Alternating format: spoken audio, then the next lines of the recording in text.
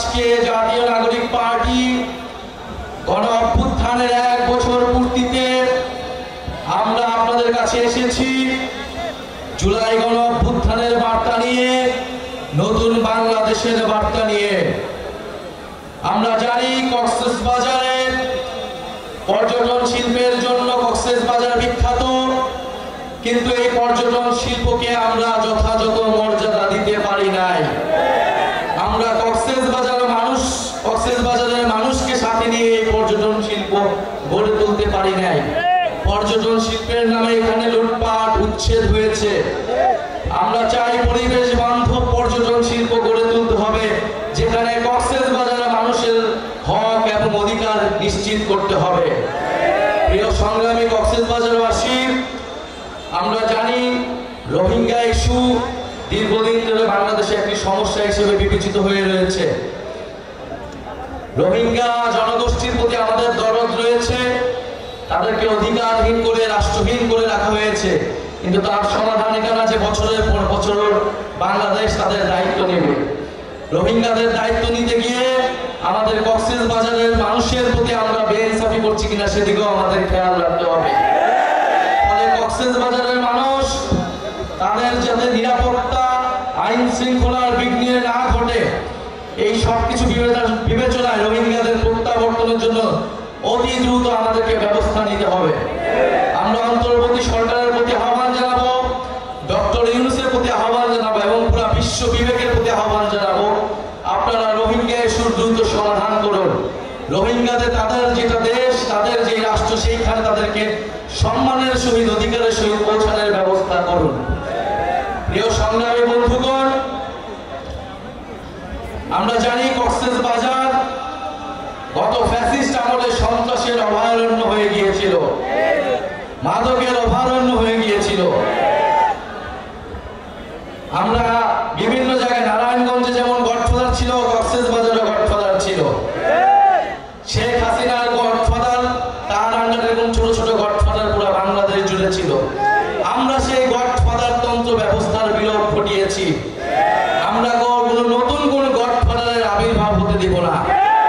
কক্সবাজারে কোন নতুন কোন গডফাদারকে আপনারা মেনে নেবেন না, তার বিরুদ্ধে প্রতিরোধ তৈরি করুন।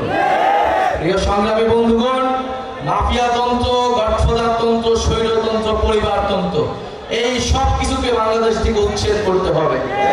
জনগণের বাংলাদেশ, গণতান্ত্রিক বাংলাদেশ প্রতিষ্ঠা করতে হবে। প্রিয় সংগ্রামী কক্সবাজারবাসী, এই কক্সবাজারের আমরা জানি জুলাই গণ অভ্যুত্থানের সময় লড়াই হয়েছিল, আন্দোলন হয়েছিল। আপনাদের মাটির সন্তানেরা জীবন দিয়েছেন, শহীদ হয়েছেন। আরো একজন শহীদের কথা বলতে চাই, যিনি রোহিঙ্গা কমিউনিটির হয়েও এই গণ অভ্যুত্থানে শহীদ হয়েছিলেন, শহীদ নূর মোস্তফা। আমরা চাই অবিলম্বে তাকে যাতে গ্যাজেটভুক্ত করা হোক। প্রিয় সংগ্রামী বন্ধুগণ, আমরা কক্সবাজারকে দেখি সম্ভাবনার জায়গা হিসেবে। হাসনাত আব্দুল্লাহ বলেছেন, বাংলাদেশের ভবিষ্যৎ, বাংলাদেশের সম্ভাবনা হচ্ছে এই বঙ্গোপসাগরে। আমাদেরকে সমুদ্র শক্তি, নৌ শক্তিতে শক্তিশালী হতে হবে। ফলে তার জন্য কক্সবাজারকে আমাদের শক্তিশালী ঘাঁটি হিসেবে প্রতিষ্ঠা করতে হবে। পুরা কক্সবাজারকে, পুরা বাংলাদেশটা বিশ্বের বুকে এক মডেল হিসেবে প্রতিষ্ঠা করতে হবে। আমরা সেই কক্সবাজার দেখতে চাই। প্রিয় বন্ধুগণ, জাতীয় নাগরিক পার্টি আপনাদের সেই নতুন, সেই কক্সবাজারের জন্য, সেই সম্ভাবনাময় কক্সবাজার প্রতিষ্ঠার জন্য লড়াই করবে, কাজ করবে। আমরা একটা নতুন বাংলাদেশ, নতুন কক্সবাজার আপনাদেরকে উপহার দিতে চাই এবং সেজন্য আপনাদেরকে আমাদের সাথে থাকার আমরা আহ্বান জানাই। কক্সবাজারবাসী আমাদের সাথে থাকবে, জাতীয় নাগরিক পার্টির সাথে থাকবে। আমি জানি আপনারা থাকবেন, যেরকমটা গণ অভ্যুত্থানের মধ্যে ছিলেন।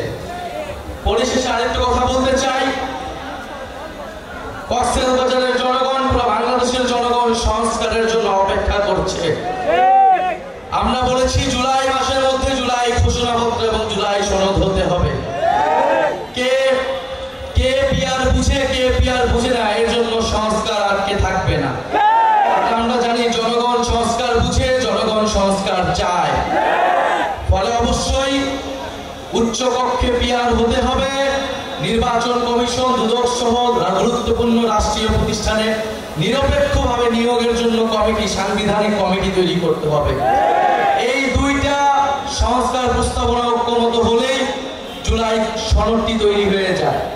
আমরা আহ্বান জানাবো জনগণের দিকে তাকিয়ে, বাংলাদেশের দিকে তাকিয়ে আমরা সকল দল যাতে সংস্কারের পক্ষে ঐক্যমত পোষণ করি। কারণ এই সংস্কার কোনো দলের পক্ষে নয়, কোনো দলের বিপক্ষ নয়, এটা বাংলাদেশের পক্ষে, জনগণের পক্ষে। প্রিয় সংগ্রামী বন্ধুগণ, 3 আগস্ট শহীদ মিনারে আমরা জড়ো হচ্ছি। আপনাদের কক্সবাজারের রূপরেখা আমরা দিব, কেমন কক্সবাজার আমরা চাই, কেমন বাংলাদেশ আমরা চাই। আর জুলাই ঘোষণাপত্র, জুলাই সনদ আমরা অবশ্যই আদায় করে ছাড়বো ইনশাআল্লাহ।